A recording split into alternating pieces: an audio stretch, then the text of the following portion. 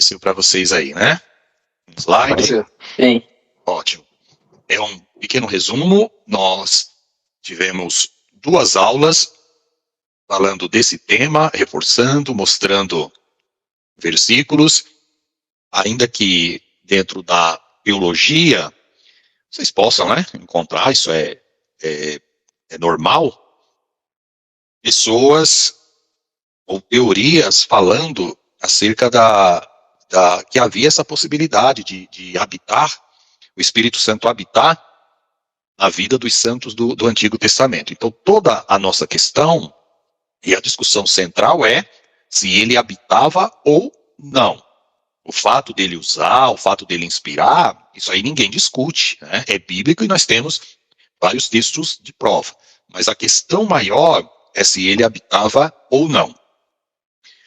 Principalmente nas nossas revistas da escola dominical, a maioria, né, dos autores, eles vão seguir esta linha de que ele não habitava, que é a linha que nós estamos ensinando para vocês. Mas, aí pelas internet da vida, vocês vão encontrar aí realmente pessoas que podem defender a tese de que ele habitava. Só que a construção fica complicada, né? Eu, pelo menos, acredito que deu para vocês pegarem a lógica, o sequencial bíblico.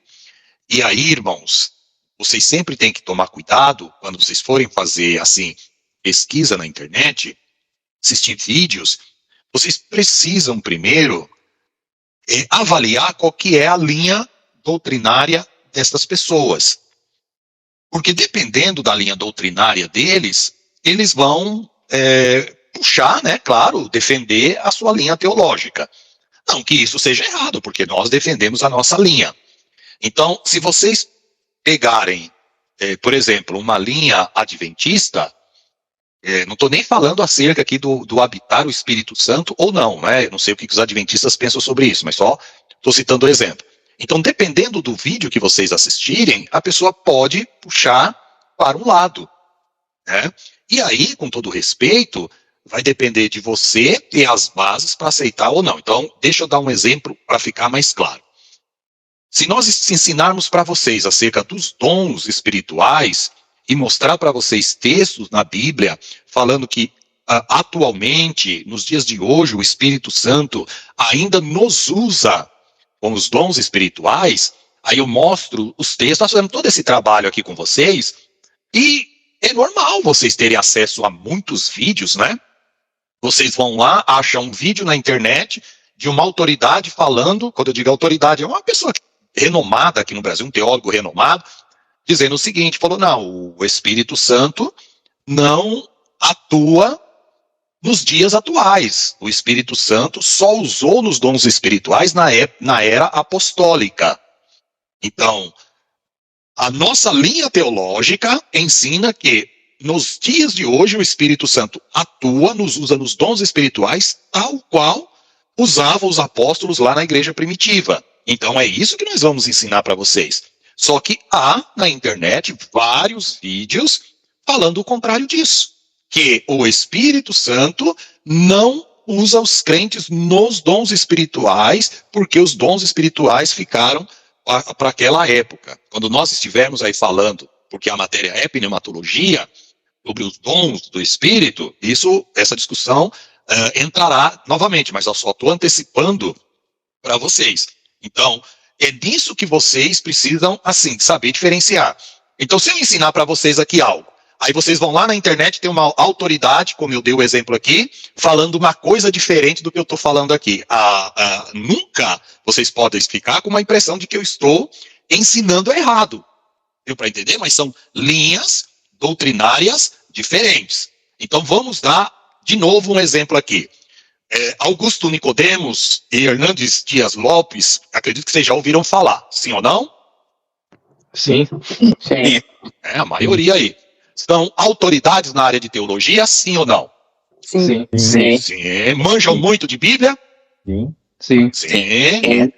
Só que na questão, que eu estou dando o exemplo aqui, dos dons espirituais, eles vão dizer e ensinar e escrever e defender teses dizendo que o Espírito Santo não atua na vida dos crentes hoje, no sentido de dons espirituais, porque eles entendem que esses dons espirituais ficaram para a era apostólica.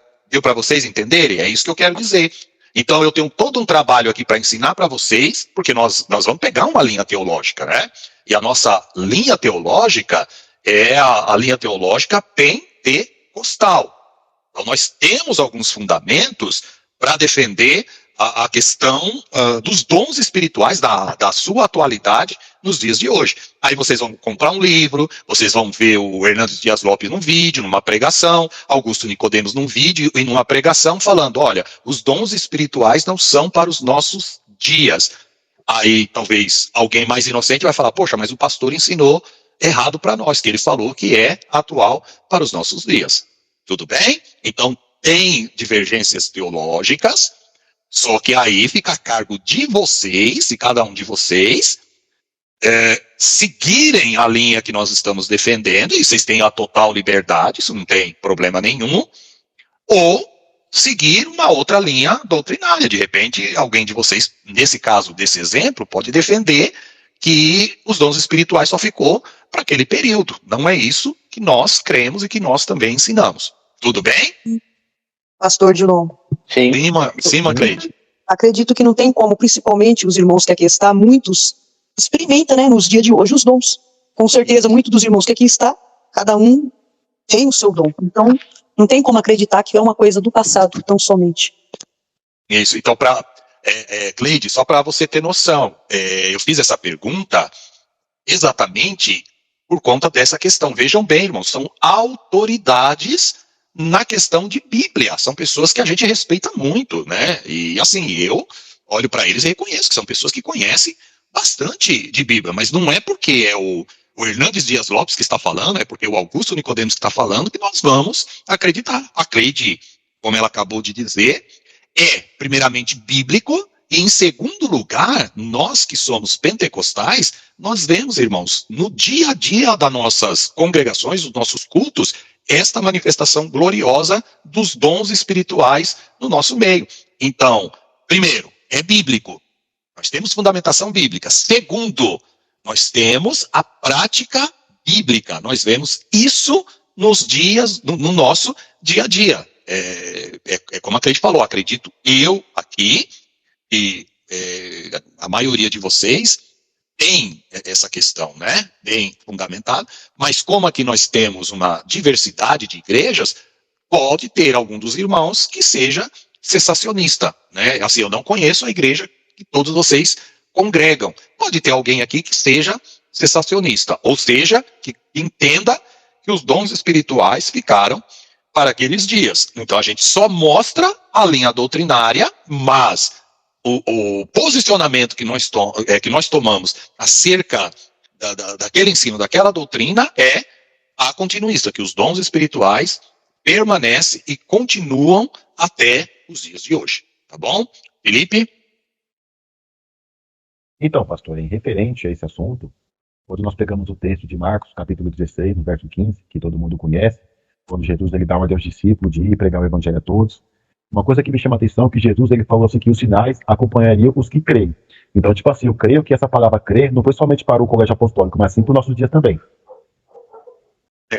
Então, Felipe, é aí que entra, né? Nós vamos citar alguns textos bíblicos que para nós é essa linha de raciocínio que você está colocando, mas eles vão interpretar esse versículo de uma outra forma, né? Eu só citei essa questão aqui dos dons espirituais, porque nós estamos falando primeiro de pneumatologia, e nós vamos estudar os dons espirituais, porque é uma coisa bem clara, é uma diferença muito grande que nós temos de interpretação nesse sentido, apesar de ser questões secundárias para a salvação, mas é uma divergência doutrinária, que eles creem de uma forma, nós respeitamos sempre, mas nós cremos de uma forma diferente.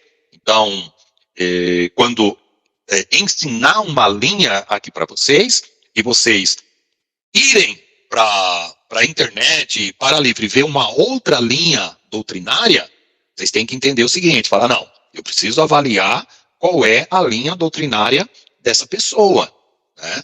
Por que ele está ensinando contrário, vamos dizer assim, aquilo que o pastor Odilon lá estava ensinando. É porque a linha doutrinária dele é diferente, tá bom?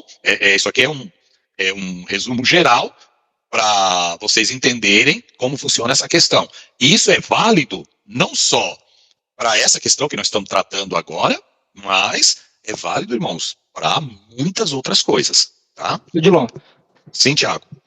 nesse caso, vale ver conteúdos dos carismáticos? Quando você fala carismáticos aqui, você está se referindo àqueles que creem, Tiago? Dá uma Os reformados continuistas, né?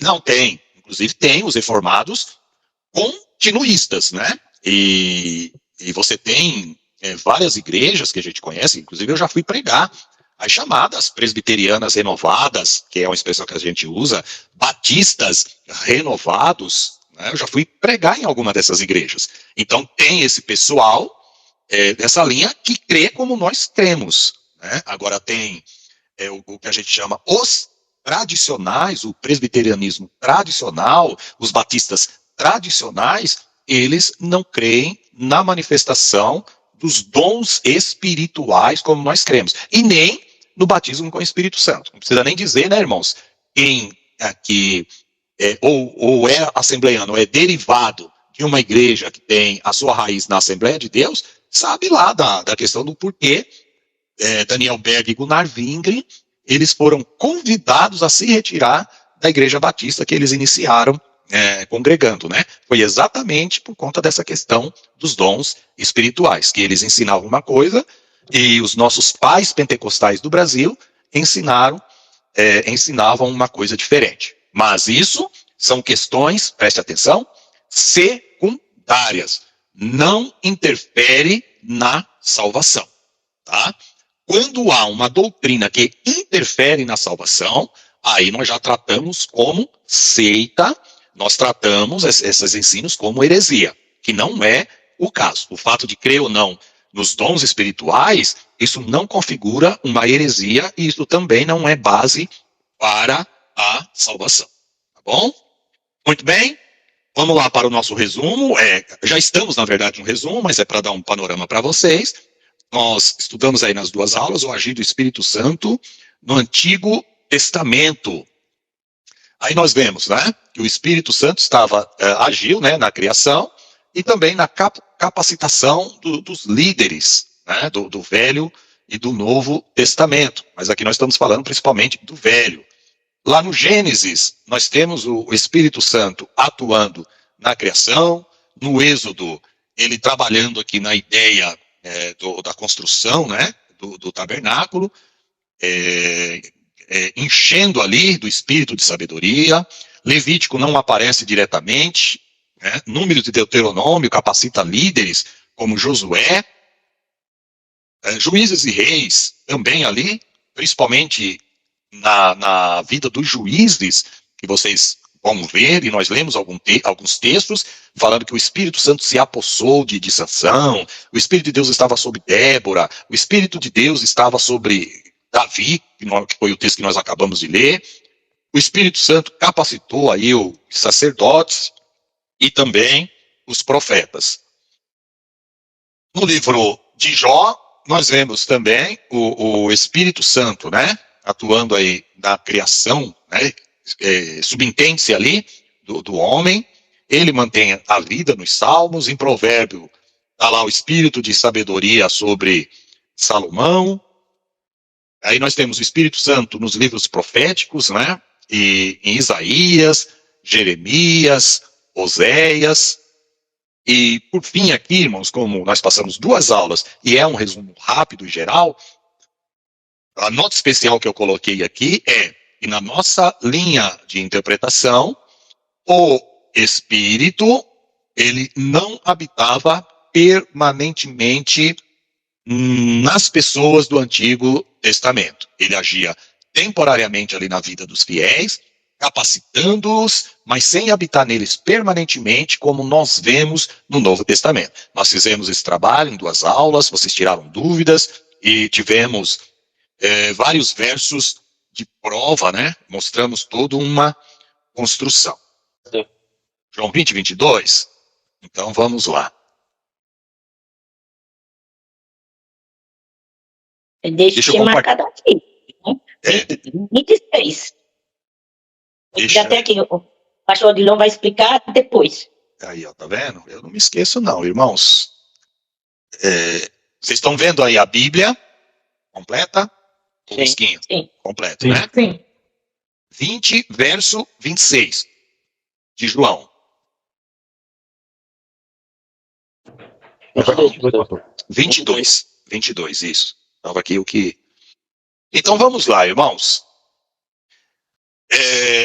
Uma das regras da hermenêutica que eu ensinei para vocês na primeira aula é: quando você tem um verso e aparentemente ele está deslocado, você tem um verso e parece que ele está contradizendo tudo o que se fala, então você tem que pegar aquele verso e associá-los com outros versos, que é o chamado, que nós chamamos na hermenêutica de contexto remoto, que é o quê? É você pegar um verso e fazer com que os outros versos da Bíblia, os outros textos da Bíblia, clareiam ele.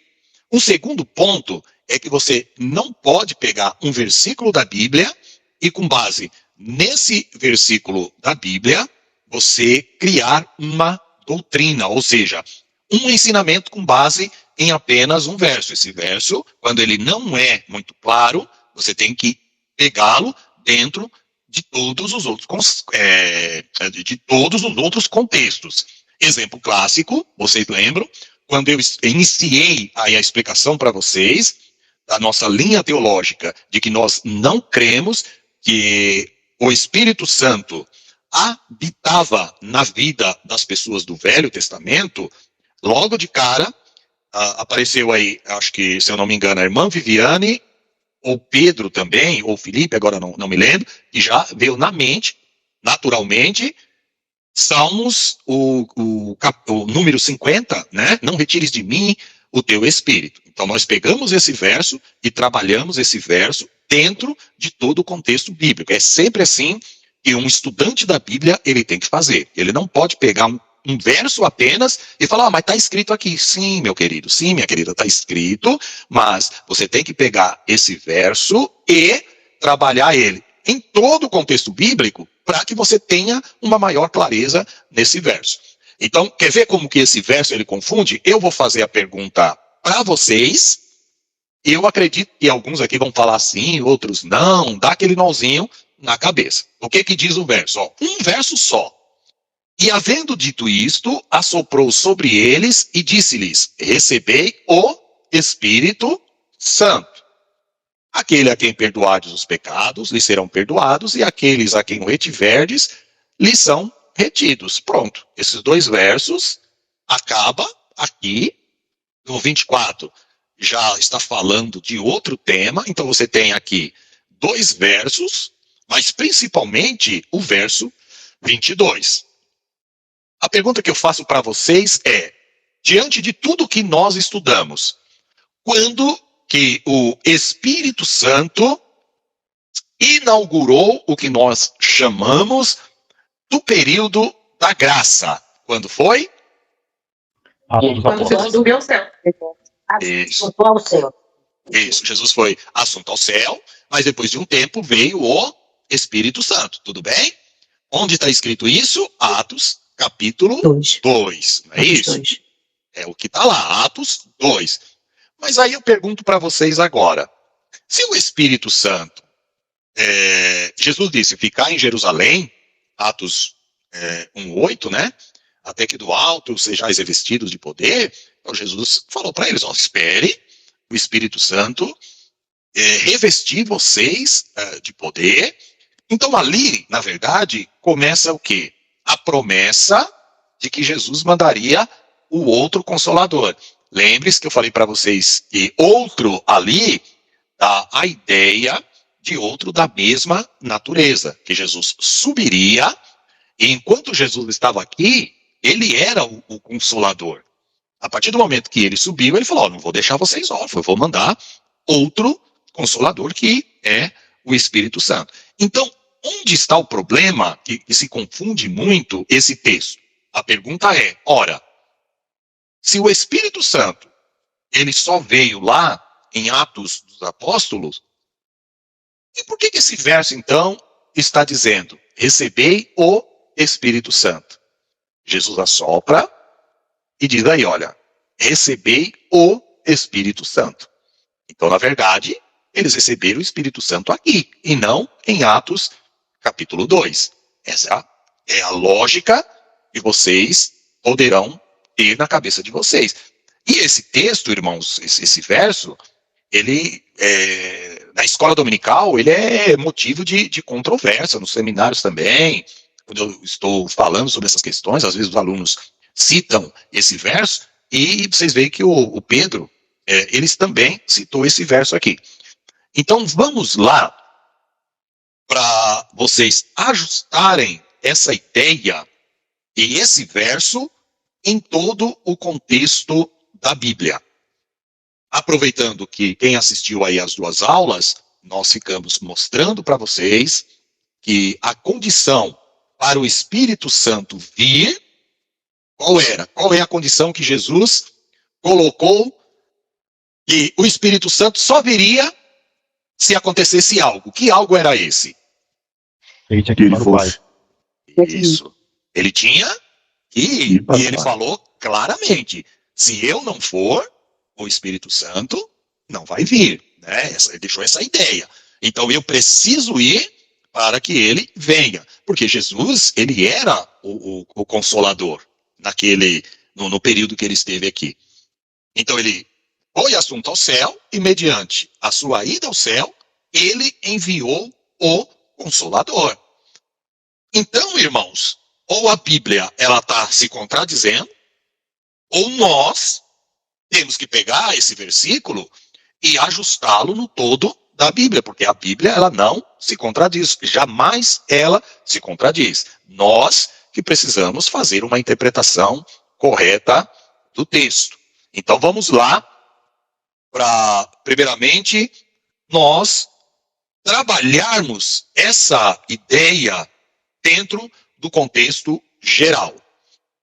Muito bem.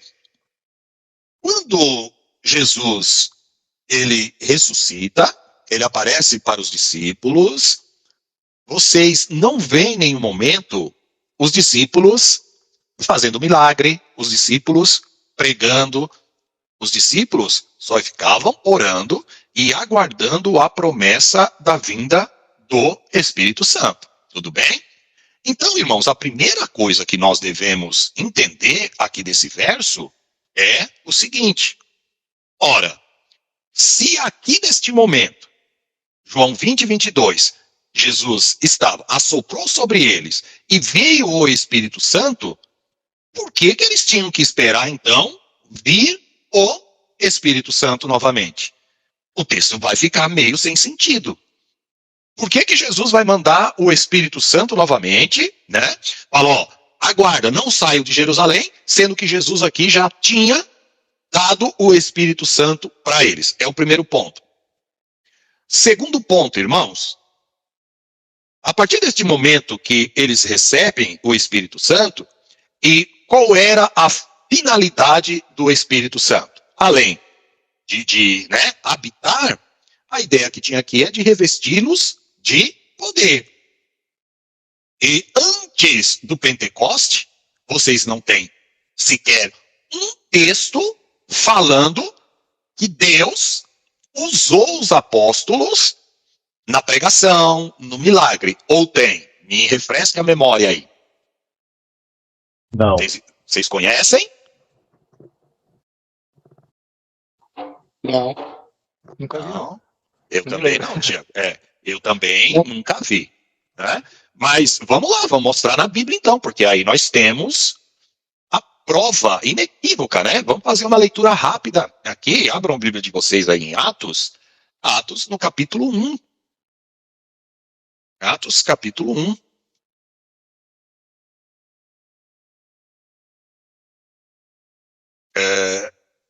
Então vamos lá, vamos percorrer o texto. De repente tem um verso aqui que nós nunca lemos, né? Tiago, os outros irmãos aí, talvez tenha um verso aqui que nós falamos, poxa, esse verso aqui a gente nunca leu. Então vamos lá.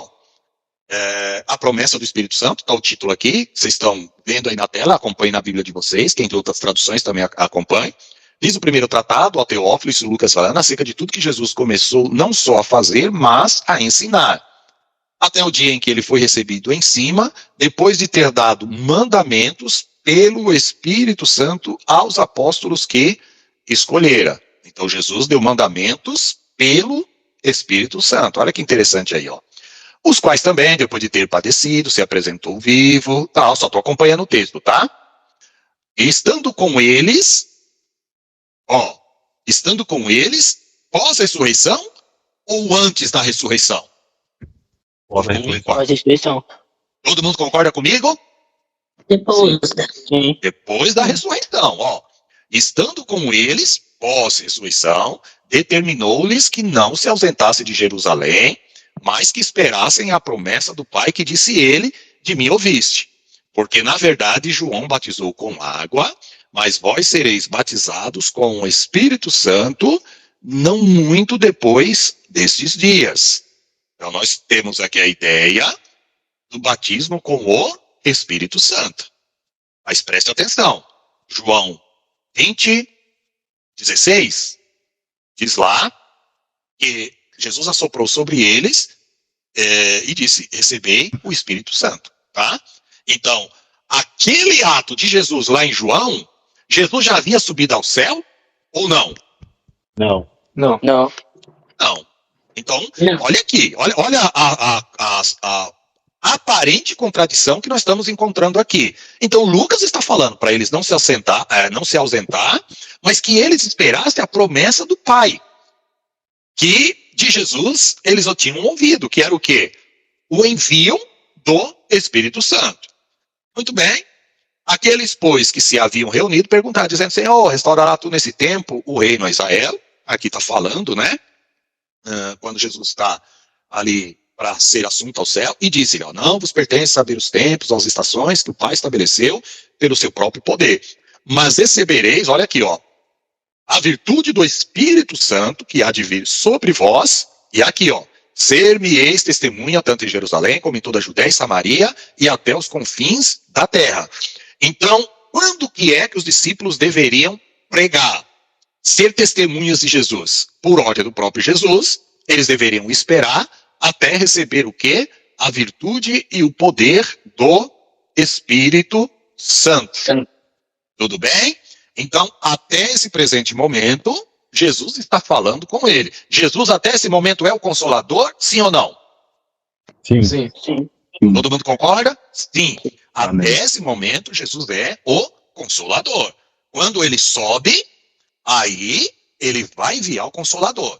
Enquanto dizia isso, Jesus, né, foi elevado, ocultando, né, em uma nuvem, ocultando sobre os olhos deles, ó. E estando com os olhos fitos no céu, enquanto ele subia, eis que junto deles se puseram dois varões, né, dois anjos, varões galileus, por que estáis olhando para o céu? Esse Jesus que dentre vós foi recebido em cima do céu, há de vir, assim como para o céu o viste ir.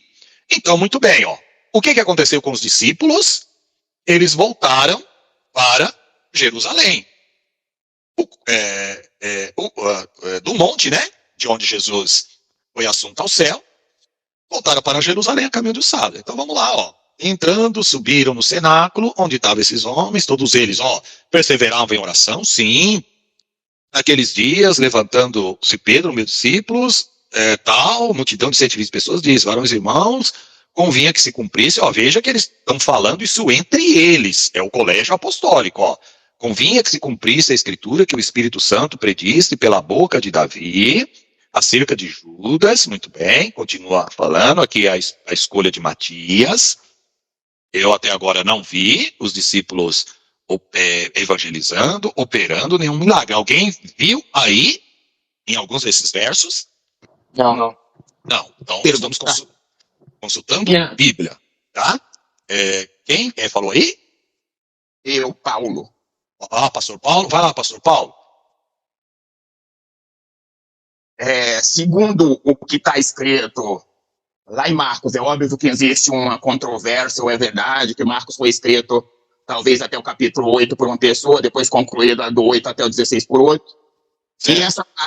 E essa parte que fala aqui em Marcos 16, no versículo 20. E eles, tendo partido, pregaram por todas as partes, cooperando com eles, o Senhor, e confirmando a palavra com os sinais que o seguiram. Amém. Apesar que o 19 fala, ora, o Senhor, depois de ter falado, foi recebido no céu e assentou-se à direita de Deus. E eles, tendo partido, pregaram por todas as partes, cooperando com eles, o Senhor, e confirmando a palavra com os sinais que o seguiram. Amém. Isso. Então vamos lá. Quem foi a base pela qual Lucas escreveu? Foi o Evangelho de Marcos. Eu estou falando aqui para o pastor Paulo, para nós concluirmos o raciocínio, tudo bem? Pastor Paulo? É porque lá em Lucas 20, 24, 49, ele fala, eis que sobre vós envio a promessa de meu Pai, ficar até na cidade de Jerusalém, até que do alto você revestir de poder. Isso. Então, o Evangelho de Atos, ele teve como uma, né? Vê aqui no primeiro aqui, ó, Lucas tá falando, ó, fiz o primeiro tratado, ó, Teófilo, que é Lucas, né?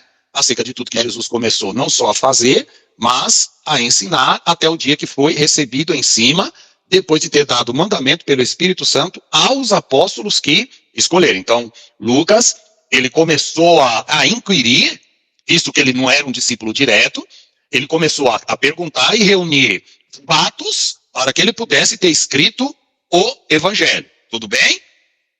Pastor Paulo? E aí, tudo bem? Eu estou ouvindo. Tá ouvindo, né? Até aí, Sim. concorda? Isso. Então vamos lá. Me fala Marcos 16, não é isso?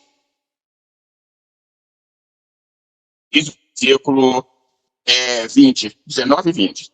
Isso, vamos lá, ó. Aqui vai falar, Jesus aparece a 2 discípulos, a grande comissão que nós conhecemos, ide por todo mundo. Olha aqui, ó, pastor Paulo. É porque o senhor está fazendo uma ordem cronológica sequencial do texto, tá? Então, pega aqui a lógica do texto, ó, 16, 19. Ora, o Senhor, depois de ter-lhe falado, foi recebido no céu e assentou-se à direita de Deus. Tudo bem? É o mesmo que Lucas está falando lá, certo? Que nós acabamos de ler, tudo bem? Sim. Sim, então tudo bem. Então o senhor vai ver que aqui o relato do Evangelho, ele tem um hiato. Ou seja, foi somente depois que o Senhor foi assunto ao céu, que veio, que o Senhor falou, aguarde em Jerusalém até que do alto vocês sejam revestidos de poder. Então Marcos aqui, ele já está relatando, e eles, ó, tá? Ele já está relatando algo que aconteceu após Jesus ter mandado o Espírito Santo. Só que Marcos é um dos evangelhos que mais resume. Tanto é que vocês pegam o evangelho de Marcos, é o menor evangelho que nós temos, porque Marcos ele é muito direto. Então ele não pega aqui e ele vai contar entre o 19 e o 20 todo a sequência que Lucas fala. Tudo bem? Então aqui é como se Marcos passasse do 20 e já fosse logo passando que Jesus foi assunto ao céu, veio o Espírito Santo e eles, tendo partido, pregaram por todas as partes, ó, operando com eles o Senhor e confirmando a palavra com sinais que se seguiram. Porque senão, irmãos, se nós pegarmos essa lógica de que o 20 é uma continuação direta, então Jesus, lá em Atos, Jesus manda eles esperarem e eles aqui não estão esperando. Então, quem é que está errado? Quem é que desobedeceu aqui? Então, como Lucas, ele é um evangelho mais detalhista, aqui tem um hiato entre o 19 e o 20. Mateus não fala disso, Lucas não fala, João também não fala, Lucas, consequentemente, não fala, e Atos dos Apóstolos também não fala. Então, a única A única interpretação que nos resta aqui é entender que existe entre o 19 e o 20 um hiato que Marcos simplesmente não relatou aqui. Ele simplesmente pegou e já foi. Olha, o Senhor foi assunto ao céu, como se ele falasse aqui, né, nas entrelinhas, né? Vou resumir bem o meu evangelho. Marcos escrevendo ali, né? Considerando que ele escreveu o evangelho por completo. O Senhor, depois de ter falado, foi recebido no céu, assentou-se à direita de Deus. Aí Marcos fala, eu não vou falar que depois disso os discípulos estavam reunidos, aí no dia de Pentecostes o Senhor enviou o Espírito Santo, eles foram batizados com o Espírito Santo, e tendo eles partido, foram e pregaram o evangelho em todas as partes. Marcos já vai direto, porque senão nós vamos ter uma contradição grande na Bíblia aqui. Vocês entendem isso que eu falei? Estão percebendo ou não? Sim. Pastor. Pastor. Sim. A paz, Senhor Jesus. Até porque quando Jesus ele pediu os discípulos para esperar em Jerusalém, né, ficar em Jerusalém, ele ficou durante 40 dias. Aí o Pentecostes foi depois de 10 dias. Eu acho que esse tempo não daria tempo não seria o tempo necessário para os discípulos rondar por toda Jerusalém, né, pela Judéia, Galiléia, e depois voltar lá para o dia lá do Pentecostes. Eu acho que 10 dias é muito pouco tempo, entendeu? Dentro dessa lógica, o que nós precisamos também ver aqui é o seguinte: havia uma ordem de Jesus para eles ficarem em Jerusalém até que do alto eles fossem revestidos de poder. Tem essa ordem? Tem. Sim. Tá lá. Então, como que tá aí, pastor Paulo, em Lucas 24? Lucas 24, 49, se eu não me engano, esse sobre vós envio a promessa de meu Pai, ficai na cidade de Jerusalém, até que do alto vos sejas revestido de poder. Isso. Aqui. Esse sobre vós envio a promessa de meu Pai, ficai, porém, na cidade de Jerusalém, até que do alto sejas revestido de poder. Exatamente. Então você tem a ordem lá, que Lucas registra no Evangelho, e lá em Atos, que foi Lucas que também escreveu, continua relatando a mesma coisa. Mateus termina o Evangelho falando que nós deveríamos sair para pregar o Evangelho. João termina o Evangelho dele falando que ele não anotou todas as coisas que Jesus fez, né? E se fosse anotar, não haveria livros no mundo que caberia. Ele está usando aí uma expressão de exagero. Então, o único que fala aqui no final, que dá a entender que parece que é uma sequência aqui, né? Que Jesus é assunto ao céu, e logo após que Jesus é assunto ao céu, eles começam a pregar em todas as partes, cooperando com eles o Senhor e confirmando a palavra com os sinais que se seguiram. Então, eles descumpriram, teoricamente, vamos colocar assim, né? A ordem de Jesus, porque lá está falando que eles sairiam para pregar o evangelho após o revestimento de poder, que eles deveriam aguardar o dia de Pentecoste, tá? Até porque, irmãos, nós vamos verificar o seguinte: quem que revestiu os apóstolos de poder? Espírito Santo. O Espírito Santo. O Espírito Santo. Foi automático que quando Jesus subiu ao céu, o Espírito Santo, no mesmo momento que Jesus foi ao céu, o Espírito Santo desceu sobre eles? Não. Então dá uma olhada no texto, e essa sequência parece que está aqui, né? Como o pastor Paulo leu. Parece que é uma coisa automática, né? Que Deus termina de falar com eles, aqui segundo Marcos 16, 19, e ele já sai pregando por todas as partes, fazendo milagre, confirmando, e Deus confirmando os sinais através deles. Então isso aqui seria uma grande contradição bíblica, porque todos os outros evangelhos estão unificados com o que diz Atos. Só Marcos, que é um evangelho, ele resume muito. Marcos é aquele que pega um resumo, né, de 10 páginas e ele consegue resumir em um. Os outros não, os outros são mais prolixos, né? Ou seja, são pessoas que escrevem mais, tá? Então a única maneira de você explicar essa questão aqui que o pastor Paulo observou é você entendendo que tem um hiato é um intervalo entre o 19 e o 20, que simplesmente Marcos, ele não citou aqui. Tá bom? Pastor, Mas existe aqui no 12, Atos 1:12 está falando que depois que Jesus ele foi recebido ao céu, no 12 está falando, então eles voltaram para Jerusalém, Isso. do monte chamado das Oliveiras, a qual está perto de Jerusalém, a distância do caminho de um sábado. E entrando, subiram ao cenáculo, onde habitava Pedro, Tiago, João, André, Tomé, Bartolomeu, os discípulos todos aqui, como vou ler o nome, não vai tomar tempo. Todos estes perseveraram unanimemente em oração e súplica com as mulheres e Maria, mãe de Jesus, e com seus irmãos. Então aqui está falando que o que aconteceu durante esses 10 dias foi que eles desceram para Jerusalém, encontraram com as irmãs num cenáculo e ali ficaram orando até a descida Do Espírito Santo.